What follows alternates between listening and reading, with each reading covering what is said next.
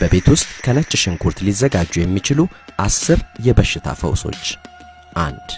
ለጆሮ ህመም 2 ነጭ ሽንኩርት በመላጥ አድቅቆ ማሞቅ ከዚያም ጥቂት ሞቃት ጠብታዎችን ጆሮ ውስጥ ጠብ ማድረግ። 2.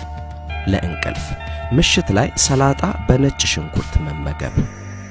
3.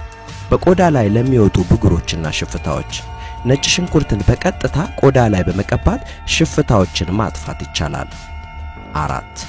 ለመገጣጠሚያ አካላት ህመም ባበጡ የመገጣጠሚያ አካላት ላይ የተላጠ ነጭ ሽንኩርት መቀባት። 5. የደም ግፊትን ለመቀነስ የተላጠ ነጭ ሽንኩርት ከትፎ መዋጥ የደም ግፊትን ለመቀነስ ይረዳል። ከዚህም ጋር ተያይዞ ከስኳርና ከአንድ ብርጭቆ ውሃ ጋር 2 ራስ የተላጠ ነጭ ሽንኩርት በመጠቀም የነጭ ሽንኩርት ሽሮፕ ማዘጋጀት ይቻላል። የደም ግፊትን ለመቀነስ ታዲያ በቀን 2 ማንኪያ ሽሮፕ መውሰድ ይመከራል። 6. ነጭ ሽንኩርት በተለይ ለወንዶች አካላዊ ብቃትና ጥንካሬ ይረዳል። 7.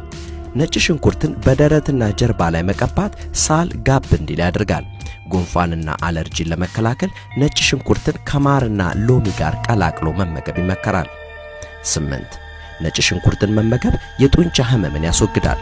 በተጎዳው የጡንቻ ክፍል ላይ ተልጦ የተጨፈለቀውን ነጭ ሽንኩርት ማድረግ ይመከራል። 9. ማጨስ ለማቆም በባዶ ሆድ ጥቂት ነጭ ሽንኩርቶች ልጦ መዋጥ። ከምሳ በፊት ደግሞ ከሎሚ ጭማቂ ጋር 2ቱን ከእራት በፊትም 2 ነጭ ሽንኩርቶች መውሰድ ይመከራል።